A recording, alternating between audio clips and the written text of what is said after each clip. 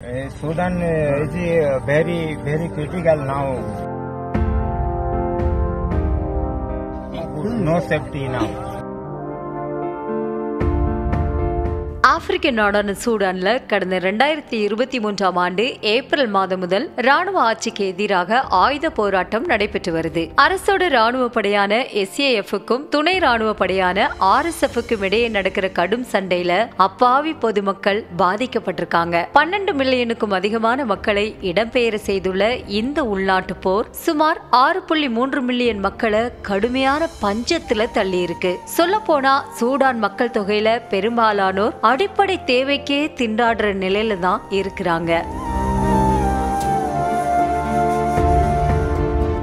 சூடான்ல உள்நாட்டு போர் தொடங்கிய உடனே இந்திய அரசோட ஆபரேஷன் காவேரி நடவடிக்கையால 500 இந்தியர்கள் பாதுகாப்பாக அந்த நாட்டில இருந்து மீட்கப்பட்டிருக்காங்க. ஆனா தற்போது ஆயிரக்கணக்கான மக்கள் கொல்லப்பட்டிருக்க நிலையில அந்நாட்டில் தகவல் தொடர்பு சேவைகள் முற்றிலுமா துண்டிக்கப்பட்டிருக்கு. இந்த நிலையில அல்போஷர் நகரில் வேலை பார்த்து வந்த இந்தியர் ஒருவரை RSF போராளிகள் கடத்தி நியாலா என்னும் நகரத்துக்கு தூக்கி சென்றுள்ள சம்பவம் அதிர்ச்சியை ஏற்படுத்தியிருக்கு. இதை உறுதிப்படுத்தியிருக்கிற இந்தியாவுக்கான சூடான் தூதர் முகமது அப்துல்லா அலி எல்டோம் சிறைப்பிடிக்கப்பட்ட இந்தியரை பாதுகாப்பாக மீட்கிறதுக்கு இந்திய அரசுடன் பேச்சுவார்த்தை நடத்தி வர்றதா தெரிவிச்சிருக்காரு.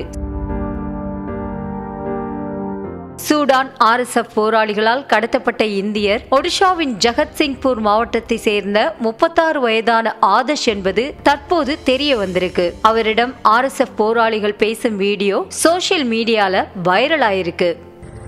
Sudan is very critical now. No good, no safety now.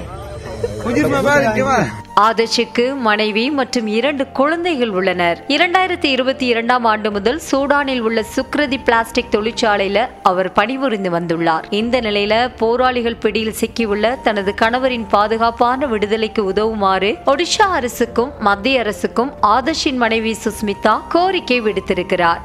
இதனைத் தொடர்ந்து இரண்டாவதாக வெளியாகியுள்ள வீடியோவில் அல்போஷரில் நிலைமை மிகவும் மோசமாக இருப்பதாகவும் 2 ஆண்டுகளாக மிகுந்த சிரமத்துடன் சூடானில் வசித்து வருவதாகவும் குடும்பத்தினரும் குழந்தைகளும் மிகவும் கவலையில் உள்ளதாகவும் பேசியுள்ள ஆதர்ஷ் விரைவில் தன்னை காப்பாற்றுமாறு மாநில அரசுக்கு உருக்கத்துடன் வேண்டுகோள் வைத்துள்ளார். இந்த வீடியோ பெரும் பரபரப்பை ஏற்படுத்தியிருக்கு. Sudan is very critical now. No good, no safety now.